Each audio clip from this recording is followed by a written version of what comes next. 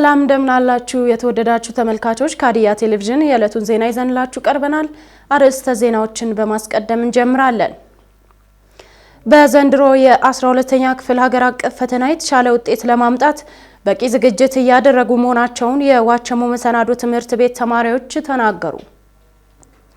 በክህሎት መሪ ላይ የተመሰረተ የቆሻሻ አያያዝና አወጋገድ ስርዓትን በማበልጸግ ከተሞችን ለነዋሪዎች ምቹና ጽዱ ከማድረግ ባሻገር ለገቢ ምንጭነት መጠቀም እንደሚገባ የሆሳዕና ፖሊቴክኒክ ኮሌጅ አስታወቀ። ፋይዳ የዲጂታል መታወቂያ ለኢትዮጵያ የሁሉን አቀፍ እድገትና የዘመናዊነት ጉዞ ስኬት ሁነኛ ማሳያ መሆኑን የብሔራዊ መታወቂያ ፕሮግራም ዋና ዳይሬክተር አቶ ዮዳሄ አራያ ስላሴ ገለጹ። ከውጭ እንግሊዝ በዓለማችን የመጀመሪያ ነው የተባለውን የጨብጥ መከላከያ ክትባት ይፋ አደረገች።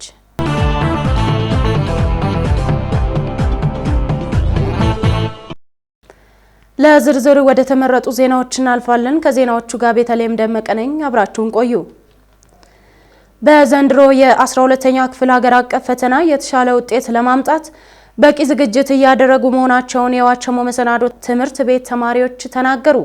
ለዝርዝሩ ምንትዋብ ያሱ በትምህርት ቤቱ አግኝተን ያነጋገርናቸው ተማሪዎች ለሀገር አቀፍ የ12ኛ ክፍል ፈተና በቂ ዝግጅት እያደረጉ እንደሚገኙ ጠቅሰው መምህራንም ኃላፊነታቸውን በአግባቡ እየተወጡ እንደሚገኙ ተናግረዋል። ለፈተና በጣም በአሪፉ እየተዘጋጀን ነው። በአሁኑ ሰዓት ያው ትምህርት ቤት ላይም ላይብረሪ ገብተን እያጠናን የድሮ መጽሐፎችን በአሁኑ ያለውን በጣም እያጠናን ነው። ያው በአሪፉ ውጤት ሰርተን እናልፋለን የሚል ተስፋ አለን። እንደ ድሮ ሳይሆን አሁን ለየት ባለ መልኩ በጣም በአሪፉ እየሰጡን ያሉ መጽሐፍም አሁን እየጨረስን ፖርሽኖችን እየጨረስን ያለ ነው። ትምህርት ቤቱ የተለያየ ቲዩቶሪያሎችን እየሰጠን ነበር። ያው ከመስከረም ጀምረን ጥናት እዚሁ እያነበብን ነበር። ያው አሉ ልጆች ምሳ ምናምን ይዘው እዚሁ ነው ቆይተው የሚያነቡት። ያው ትምህርት ቤቶች ድጋፍም እያደረጉልን ነው። ፈተናውም በኦንላይን የሚሰጥ ከመሆኑ ጋር ተያይዞ ራሳቸውን በስነ ልቦና እያዘጋጁ እንደሚገኙም አክለዋል። በኦንላይንም ያው እየተዘጋጀኝ ያለው ግቢ ላይ ራሱ በተሰጠው እንትን በመስመሩ እየሄድኩኝ ያለው አጥኑ ያው ጊዜ ሰጥቶ ማጥናት ነው በዚህ ሰዓት የሚያስፈልገው ነገር ቢሆን በራሴ በኩል እንደዛ ነው ማለት። ያው በቲዩቶሪያል መልኩ ኦንላይን መሆኑን ማውቀናል። በቲዩቶሪያል መልኩ አሳይተውናል። እዚህ ቲዩቶሪያል መልኩ እንዴት እንደሆነ አሳይተውናል። በቀጣይ ሞዴላችን ኦንላይን እንደሚሆን ተስፋ እናደርጋለን። እኔ እንደግሌ ባለኝ ሰዓት ምንም ሳላባክን ነው የምጠቀመው። ያለኝን ሰዓት በአግባቡ እጠቀማለሁ። ልጆችም አሉ ያው መማር አላማችን ነው ብለው የሚማሩ ልጆች በአግባቡ እያጠኑ ነበር። እኔ ከዚህ ቀደም እዚህ ግቢ ከነበሩ 12ኞች በተሻለ መልኩ ትኩረት ሰጥተው ምናምን ተማሪዎች ሲከታተሉ ተመልክቻለሁ። አሁን ለቀጣዮቹም ቢሆን ከመጀመሪያ ጀምረው ከስር ማለት ነው ክረምት ይኖራል እና ከዛን ጊዜ ጀምሮ ከስር ተከታትለው ቢያነቡላለሁ። የዋቸሞ ሁለተኛ ደረጃ ትምህርት ቤት መምህር የሆኑት አቶ ወንድሙ አገኘው መደበኛውን የመማር ማስተማር ሂደት አጠናቀው ክለሳ በማድረግ ተማሪዎችን ለፈተና እያዘጋጁ መሆኑን አብራርተዋል። ትክክል እናስተምራለን። ከዛ በኋላ ደግሞ ወርክሺቶችን እንዲሰሩ በእያንዳንዱ ቶፒክ ላይ 400፣ 200፣ 100 ጥያቄዎችን እንሰጣለን በእያንዳንዱ ፖርሽን። ለምሳሌ እኔ የ12ኛ ክፍል ባዮሎጂ 6 ዩኒቶች አሉት። በእያንዳንዱ ዩኒት ላይ ከ100 እና 200 በላይ የሆኑ ጥያቄዎችን እናዘጋጃለን። ያን ደግሞ ለተማሪ እናቀርባለን። ያን ደግሞ የሚከብድባቸውን ጥያቄዎች አብረን እንሰራለን። በዛ ሂደት ደግሞ ተማሪዎች ደግሞ ትምህርት ብቻ ሳይሆን የቀለም ትምህርት ብቻ ሳይሆን አባታዊ ምክርም እንሰጣቸዋለን።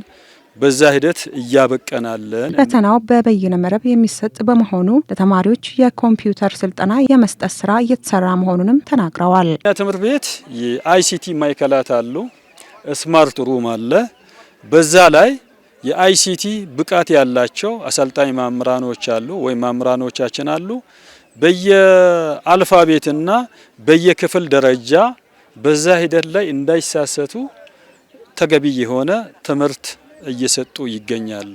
እያንዳንዱ ተማሪ ከ9ኛ እስከ 12ኛ ያሉ የትምህርት ፖርሽኖችን ተጠናክረው ማንበብ አለባቸው። የዋቸሞ ሁለተኛ ደረጃ ትምህርት ቤት ምክትል ዳይሬክተር አቶ ሎንሰቆ ደበበ በትምህርት ቤቱ የዘንድሮውን የ12ኛ ክፍል ፈተና የሚወስዱ ተማሪዎች 1100 መሆናቸውን አንስተው ለፈተናውን በቂ ዝግጅት እየተደረገ መሆኑን አብራርተዋል። ቱቶሪያልን በሁለት መልክ ሰጥተናል። አንደኛ ማምር ራሱ ቱቶሪያል እንዲሰጥ አድርገናል፣ የሰብጀክት ማምህሩ። ሁለተኛ ነገር ላይ ደግሞ ተማሪዎች ራሳቸው በማን ብትማሩ ይሻላል የሚለውን ምርጫ አስደርገን በዛ ላይ ተማሪዎች በመረጡት መምህራን ቱቶሪያል እንዲሰጥ አድርገናል ማለት ነው። ያን ካደረግን በኋላ ደግሞ በሶስተኛ ደረጃ ላይ በዩኒቨርሲቲ መምህራኖች የተሰጣ ቱቶሪያል ፕሮግራም ነበረ። ይህንንም እንዲከታተሉ አቅጣጫ ሰጥተን ሰርተናል ማለት ነው። በመቀጠል ደግሞ ሞዴል ኤግዛሞችን ሰጥተናል፣ የክፍል ፈተናዎችን ሰጥተናል። ይህንን በማድረግ ተማሪዎች በትኩረታቸው ትኩረት ሰጥተው እንዲማማሩበት አቅጣጫዎችን ሰጥተናል ማለት ነው። ተማሪዎች የተሻለ ውጤት ለማስመዝገብ ዝግጅት ማድረጋቸውን ጠቅሰው መምህራንም ኃላፊነታቸውን እየተወጡ መሆኑን ገልጸዋል። ተማሪዎች ያለ አንዳች ፍርሃት መረባበሽ አሁን በፊት የሰሩበትን ትምህርቶችን ያነበቡትን ትምህርቶችን በአግባብ እያሰላሰሉ እንዲያነቡ ነው ምክር የሚያስተላልፈው። የሀዲያ ዞን ምክትል ዋና አስተዳዳሪና የትምህርት መምሪያ ኃላፊ ዶክተር በፈቃዱ ገብረሃና በበኩላቸው ለክልል አቀፍና ሀገር አቀፍ ፈተናዎች ተማሪዎችን የማዘጋጀት ስራ በትኩረት እየተሰራ መሆኑን ጠቅሰዋል። በዞን ውስጥ በሚገኙ ከፍተኛ የትምህርት ተቋማትና በሌሎችም ትምህርት ቤቶች ማጠናከሪያ ትምህርት እየተሰጠ መሆኑን ተናግረዋል። ሀገር አቀፍና ክልላዊ ፈተናዎችን ከሚወስዱ ተማሪዎች ባሻገር ሴቶችና ድጋፍ ለሚያስፈልጋቸው ማጠናከሪያ እየተሰጠ መሆኑን ገልጸዋል። በሀዲያ ዞን ውስጥ ልዩ ትኩረት ተሰጥቶ እየተሰራ ያለው የክልላዊና ሀገር አቀፍ ፈተናዎችን በሚመለከት ክልላዊ ፈተና ሁለት ሌቨል ላይ ሁለት ደረጃ ላይ ክልላዊ ፈተና ይሰጣል። የ6ኛና በ8ኛ ክፍል ላይ የክልላዊ ፈተና ይሰጣል። በ12ኛ ክፍል ላይ ብሔራዊ ወይም ሀገር አቀፍ ፈተና ይሰጣል። ለዛ በኦንላይን ምዝገባ ሁሉም ተጠናቆ የተከደበት ሁኔታ አለ ማለት ነው። ኦንላይን ምዝገባ ተመዝግቧል። ለዛ ፈተና ደግሞ አጠቃላይ ስራዎች የተሰራበትና ይህን ስራ ስንሰራ ደግሞ የምዝገባ ሁኔታ በተሳካ ሁኔታ የጨረስንበት ተማሪዎችም የተመዘገቡበት ሁኔታ አለ። ያን ስራ እየሰራን ጎን ለጎን የማጠናከሪያ ትምህርት ለ6ኛ፣ ለ8ኛ፣ ለ12ኛ እየሰጠን እንገኛለን። በዞን ደረጃ ለ8ኛ፣ ለ12ኛ በተጨማሪም ደግሞ ሆሳና ትምህርት ኮሌጅ በተለያዩ ማዕከላት ለ8ኛ ክፍል ተማሪዎች የማጠናከሪያ ትምህርት የቱቶሪያል ትምህርት ይሰጡ ይገኛሉ። ለ12ኛ ክፍል ደግሞ በ9 ማዕከላት የዋቸሞ ዩኒቨርሲቲ ደግሞ የቱቶሪያል የማጠናከሪያ ትምህርት ቅዳሜ እየሰጡ ይገኛሉ። ግን የዞኑ ደግሞ አጠቃላይ ትምህርት ቤቶች በመደበኛ ከትምህርት ሰዓት በተቃራኒ ፈረቃ ቱቶሪያል እየሰጡ ይገኛሉ። ለነሱ ብቻ ሳይሆን ከ5ኛ እስከ 11ኛ ለአጠቃላይ ተማሪዎች ቱቶሪያል እየተሰጠ ይገኛል። ተፈታኝ ተማሪዎች ለፈተና የተዘጋጁ የተለያዩ ጥያቄዎችን በቡድን በመስራት የቀሪ የትምህርት ይዘቶችን በመከለስ ከጭንቀትና ከውጥረት ራሳቸውን በመጠበቅ አእምሯቸውን ዘና በሚያደርጉ ተግባራት ጊዜያቸውን እንዲያሳልፉም ጥሪ አቅርበዋል። ተፈታኝ ተማሪዎች እንዳይዘናጉና ጊዜያቸውን በአግባቡ መጠቀም እንዳለባቸው የጠቆሙት ዶክተር በፈቃዱ እየተሰጠ ያለውን የማጠናከሪያ ትምህርት በጥሞና መከታተል እንደሚገባቸውም አሳስበዋል ሲል ባልደረባችን ፊታሞ ደስታ ዘግቧል። በማዕከላዊ ኢትዮጵያ ክልል የቱሪዝም ዘርፉን ውጤታማነት ለማረጋገጥ ቅንጅታዊ አሰራርን ተግባራዊ ማድረግ እንደሚገባ ተመላከተ።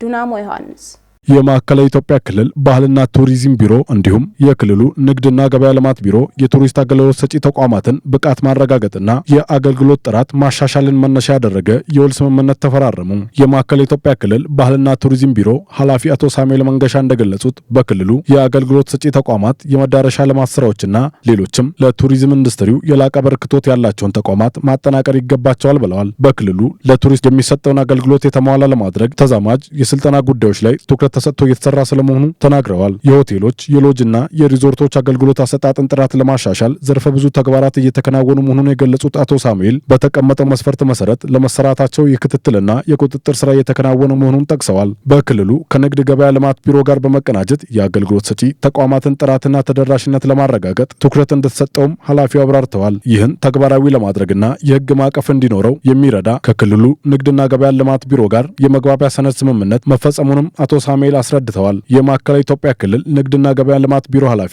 አቶ ዳንኤል ዳምጠው በበኩላቸው ለአገልግሎት ሰጪ ተቋማት ህጋዊ እውቅና መስጠት የሚያስችል መስፈርት መኖሩን አብራርተዋል። ቢሮው ጠንካራ የሆነ የሬጉላቶሪ ስርዓት በመዘርጋት እየሰራ ነው ያሉት አቶ ዳንኤል ከባህልና ቱሪዝም ቢሮ ጋር በመቀናጀት ለዘርፉ ልዩ ትኩረት መስጠት እንደሚያስፈልግም አመላክተዋል። የመግባቢያ ሰነድ ስምምነቱ በሁለቱም ተቋማት ላይ ለሚተገበሩ የቱሪዝም ዘርፈ ብዙ ስራዎችን ውጤታማነት የሚረዳ ስለመሆኑ አቶ ዳንኤል ጠቁመዋል። በክልሉ የሆቴሎችና ሎጆች ዘርፍ ማህበራት ምክር ቤትን በማጠናከር የአገልግሎት ሰጪ ተቋማትን ውጤታማነት ለማሳደግ ጥረት ማድረግ እንደሚገባም ኃላፊው መናገራቸውን ከክልሉ ባህልና ቱሪዝም ቢሮ ያገኘነው መረጃ ያመለክታል። በክህሎት መርህ ላይ የተመሰረተ የቆሻሻ አያያዝና አወጋገድ ስርዓትን በማበልጸግ ከተሞችን ለነዋሪዎች ምቹና ጽዱ ከማድረግ ባሻገር ለገቢ ምንጭነት መጠቀም እንደሚገባ የሆሳዕና ፖሊቴክኒክ ኮሌጅ አስታወቀ። ምንትዋብ ኢያሱ ተጨማሪ አላት። በክህሎት መርህ ላይ የተመሰረተ የቆሻሻ አያያዝና አወጋገድ ስርዓትን በማበልጸግ ከተሞችን ለነዋሪዎች ምቹና ጽዱ ከማድረግ ባሻገር ለገቢ ምንጭነት መጠቀም እንደሚገባ የሆሳዕና ፖሊቴክኒክ ኮሌጅ ምክትል ዲን አቶ ዲሌቦ አባት ተናግረዋል። የፌዴራል ከተማና መሰረተ ልማት ሚኒስቴር ከሆሳዕና ፖሊቴክኒክ ኮሌጅ ጋር በመተባበር ከሆሳዕና ከተማ የተውጣጡ ሰልጣኞች በከተማ አረንጓዴ ልማትና በደረቅ ቆሻሻ አያያዝና አወጋገድ ዙሪያ ላይ ስልጠና ተሰጥቷል። የፌዴራል ከተማና መሰረተ ልማት ሚኒስቴር በከተሞች አቅም ግንባታ ዴስክ ባለሙያ አቶ ተሾመ በቀለ እንደተናገሩት በደረቅ ቆሻሻ አስተዳደርና አወጋገድ ስርዓት ማዘመንና በከተማ አረንጓዴ ልማት ስራ ዘርፍ ላይ በክህሎት የበቃ የሰው ኃይል ለሆሳዕና ከተማ የመፍጠር ዓላማ ያለው ስልጠና መሆኑን ገልጸዋል። አሁን ባለው ሁኔታ የሆሳዕና ከተማ የቆሻሻ አያያዝና አወጋገድ ስርዓት የዘመነ ባለመሆኑና የሚሰጡ አገልግሎቶችን በበቃ ባለሙያ እየተስተናገዱ አለመሆኑን መታዘባቸውን ተናግረው ስልጠናው ይህን ችግር ለመቅረፍ ወሳኝ መሆኑን አስረድተዋል። የሆሳዕና ፖሊቴክኒክ ኮሌጅ አካዳሚክ ምክትል ዲን አቶ ዲሌቦ አባተ በስልጠናው የደረቅ ቆሻሻ አያያዝና አወጋገድ ስርዓት ማዘመንና በከተማው የአረንጓዴ ልማት ስራ ላይ ያተኮረ መሆኑን ተናግረዋል። በሁሉም ዞኖች 90 ለሚሆኑ ሰልጣኞች እየተሰጠ የሚገኘው የክህሎት ስልጠና ከተማውን ለነዋሪዎች ምቹና ጽዱ ከማድረግ ባሻገር ለሰልጣኞች ደረጃ 1 ሊያበቃቸው የሚችሉና ሰርቲፋይ የሚያደርግ ንድፍ ሀሳብ ተግባር ተኮር መሆኑን ጠቁመዋል። ሰልጣኞች ከስልጠናው በኋላ ክህሎት መር ስራ በመስራትና በእውቀት ላይ የተመሰረተ የቆሻሻ አያያዝና አወጋገድ ስርዓት ማዳበርና በከተማው አረንጓዴ ስራ ያከናውናሉ ተብሎ ይጠበቃል። ከዚህ በኋላ ቆሻሻ ወደ ሀብትነት በመቀየር ይሸጣል እንጂ አይጣልም። ለዚህም ደግሞ በማህበረሰቡ አመለካከት ላይ ሰፊ የግንዛቤ ስርዓት መስራት እንደሚገባ አመላክተዋል። በሀዲያ ዞን ከተማ ልማትና ኮንስትራክሽን መምሪያ ምክትል ኃላፊና የከተሞች ማስፈጸም አቅም ግንባታና መሰረተ ልማት ዘርፍ ኃላፊ ወይዘሮ ሊረንሴ ለማ ከተማው ጽዱና ማራኪ ለኑሮ ተመራጭ እንዲሆን ለማድረግ በትኩረት እየተሰራ ነው ብለዋል። ህብረተሰቡ ደረቅ ቆሻሻን ለይቶ በማስቀመጥ የበኩሉን በመወጣት እንዲያግዝ ተናግረው ከተማን ጽዱና ለነዋሪዎች ምቹ ለማድረግ በሚደረገው ርብርብ ሁሉም የህብረተሰብ ክፍሎች ድርሻቸውን እንዲወጡ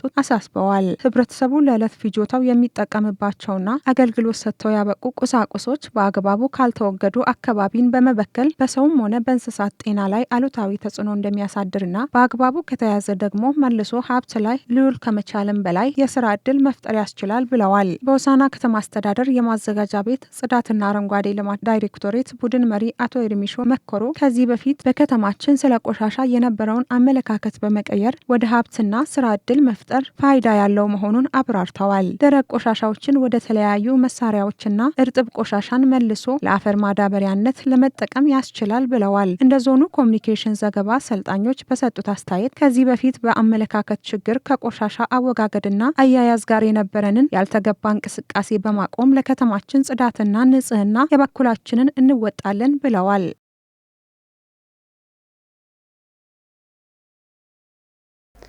ፋይዳ የዲጂታል መታወቂያ ለኢትዮጵያ የሁሉን አቀፍ እድገትና የዘመናዊነት ጉዞ ስኬት ሁነኛ ማሳያ መሆኑን የብሔራዊ መታወቂያ ፕሮግራም ዋና ዳይሬክተር አቶ ዮዳሄ አራያ ስላሴ ገለጹ። ተጨማሪ አለ። ዲጂታል ማንነት ላይ ያተኮረ አይዲ 4 አፍሪካ ዓመታዊ ጉባኤ ጠቅላይ ሚኒስትር ዶክተር አብይ አህመድ ከፍተኛ የመንግስት አመራሮች ከ105 ሀገራት በላይ ተወካዮችን ጨምሮ ከ2000 በላይ ተሳታፊዎች በተገኙበት በአዲስ አበባ ተካሂዷል። በጉባኤው ኢትዮጵያ ብሔራዊ የዲጂታል መታወቂያ ወይም ፋይዳ ስርዓትን በስኬታማነት ተግባራዊ ያደረገች መሆኗ ተገልጿል። ፋይዳ ለኢትዮጵያ የዲጂታላይዜሽን ጉዞ ወሳኝ የሆነ የዲጂታል መሰረተ ልማት መገንባት ላይ ያተኮረ ነውም ተብሏል። የብሔራዊ መታወቂያ ፕሮግራም ዋና ዳይሬክተር ዮዳሄ አራአያ ስላሴ በዚህ ወቅት ባደረጉት ንግግር 15 ሚሊዮን ዜጎች የፋይዳ ዲጂታል መታወቂያ ባለቤት መሆናቸውን ገልጸዋል። ፋይዳ ዲጂታል ኢትዮጵያን የመገንባት ጉዞ አካል መሆኑን ያነሱት ዋና ዳይሬክተሩ ለኢትዮጵያ መጻኢ ዕድል መሰረት ስለመሆኑም ተናግረዋል። ኢትዮጵያ በፋይዳ ዲጂታል መታወቂያ ያስመዘገበች ለምትገኘው ስኬት የመንግስት ቁርጠኝነት፣ ብቃት ያላቸው ባለሙያዎች እንዲሁም የባለድርሻ አካላት ሚና ከፍተኛ ነው ብለዋል። ፋይዳ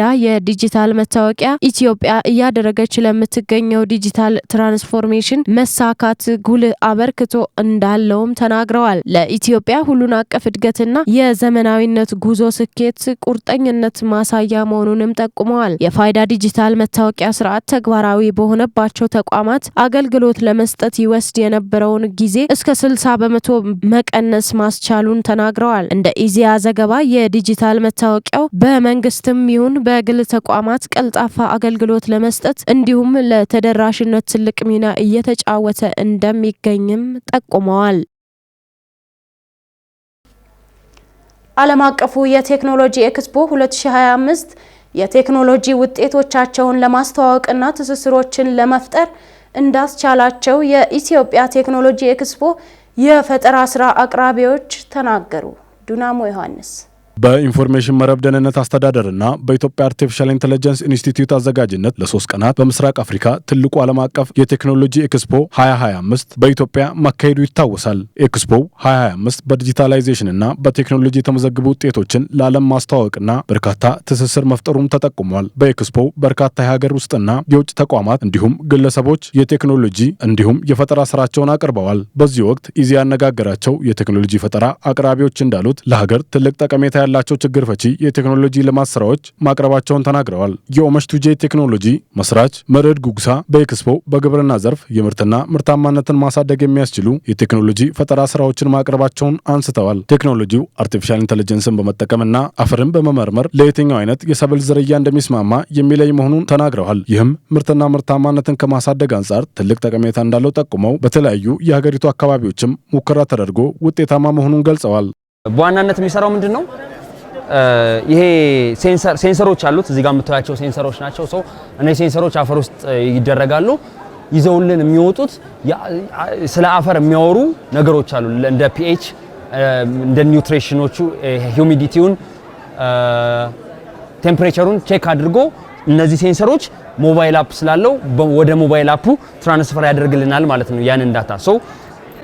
ሞባይላችንን በመጠቀም ደግሞ ቦታውን አፈሩን ፎቶን ስናነሳ የአፈሩን ታይፕ አይነት ይለይልናል። ሁለቱን አንድ ላይ በማድረግ ኤአይ ሞጁል ትሬን ያደረግነው ኤአይ ሞጁል አለ። ምን ሰጀስት ያደርገናል? ለዚህ አፈር ለዚህ መሬት ተስማሚ የሆነው ሰብል ይሄ ነው። ይሄን ሰብል ብታበቅል በዚህ አሁን አፈሩ ባለበት ሁኔታ ጥሩ ነው ብሎ ይነግረናል፣ ሰጀስት ያደርገናል ማለት ነው። የሚድራፍ ቴክኖሎጂ መስራችና ስራ አስኪያጅ ዶክተር ራሄል ዘመነ በበኩላቸው ሆስፒታሎችንና ክሊኒኮችን ከፋርማሲ ጋር የሚያስተሳስር የፈጠራ ስራ በኤክስፖ ማቅረባቸውን ተናግረዋል። በዚህም ላይ የቀረቡ ዲጂታል የመድኃኒት ማዘዣና የዕቃ ዝርዝር አስተዳደር ስርዓቶችን የሚያዘምን መሆኑን ጠቅሰው ፋርማሲዎች ያላቸውን መድኃኒቶችና ብዛት የሚቆጣጠሩበት አሰራር ስለመሆኑም ተናግረዋል። በሌላ በኩል የታካሚዎችን መድኃኒት ማዘዣዎች መከታተልና የሕክምና ታሪካቸውን መመልከት የሚያስችል መሆኑንም ጠቁመዋል። እኛ ይዘን የቀረብነው በዚህ ኤግዚቢሽን ክሊኒክ ሆስፒታሎችን ከፋርማሲዎች ጋር የሚያስተሳስር ኤሌክትሮኒክ ፕሪስክሪፕሽን እና ፋርማሲዎች ደግሞ ኢንቬንተሪያቸውን ማኔጅ የሚያደርጉበት ሶፍትዌር ነው። ክሊኒኮች፣ ሆስፒታሎች ኤሌክትሮኒካሊ ፕሪስክሪፕሽኖችን ወደ ፋርማሲዎች ወደ ሁሉም ፋርማሲዎች መላክ የሚችሉበት እንዲሁም ደግሞ ኢንቬንተሪ ማኔጅመንት ሶፍትዌሩ ደግሞ ፋርማሲዎች ኢንቬንተሪያቸውን ማኔጅ ማድረግ የሚችሉበት ኖቲፊኬሽን የሚሰጣቸው ኤክስፓየር እያደረጉ ያሉ መድኃኒቶቻቸውን ስቶካቸውን አጀስት ማድረግ የሚችሉበት ሶፍትዌር ነው ይዘን የመጣ ነው። በነፃ ነው ፕሮቫይድ የምናደርገው። አገልግሎት ላይ ውሏል። ወደ ስራ ከገባን ወደ 8 ወር አካባቢ ሆኖናል። ጥሩ ተቀባይነት አግኝቷል። የኢትዮጵያ ቴክኖሎጂ ማርኬቲንግ ክፍል ኃላፊ እመሻው ታፈሰ የአረንጓዴ ኤነርጂን ለማስፋፋት የሚያስችል ቴክኖሎጂን ማቅረባቸውን ተናግረዋል። በዚህም ወቅት በአውቶሞቲቭ እና ግሪን ፈንድ እንዲሁም ፋይናንሲንግ ቴክኖሎጂ ጋር የሚያስተሳስሩ ስራዎችን ተግባራዊ በማድረግ ላይ መሆኑን ጠቁመዋል። ይዞት የመጣው ፕሮጀክት በጣም ሰፊ ራሱን የቻለ ትልቅ ፕሮጀክት ነው። ኢትዮጵያ ግሪን ሞቢሊቲ በመባል ይታወቃል። አረንጓዴ ኤነርጂ ላይ ነው ፎከስ አድርጎ የሚሰራው። ኢትዮጵያ ቴክኖሎጂ ይዞት የመጣው አንዱ የፊንቴክ ዘርፍ ነው ማለት ነው። ፋይናንስ እና ቴክኖሎጂን ኢንተግሬት የማድረግ ነው።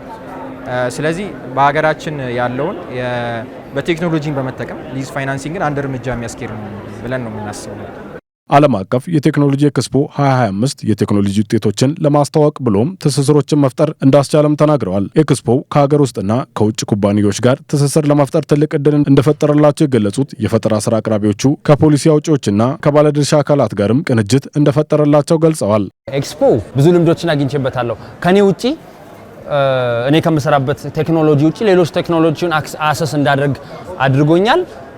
ኔትወርክ መፍጠሩ በጣም መሰረታዊ ነገር ነው። ቢዝነስ ቱ ቢዝነስ መግባባት መቻል አለብን። ኔትወርክ መፍጠር በጣም ወሳኝ ነገር ነውና እነዚህ ነገሮች ላይ በጣም ጠቅሞኛል። ይሄ ኢቨንት እንግዲህ በጣም ጠቅሞናል። እዚሁ ሀገር ውስጥ ያሉ ፋርማሲ ኦነሮች፣ ክሊኒኮች ጋር ኮኔክት እንድናደርግ አድርጎናል። እንዲሁም ደግሞ ከፖሊሲ ሜከሮች ኪ ከሚባሉ ስቴክሆልደሮች ጋር ኔትወርክ እንድናደርግ ረድቶናል።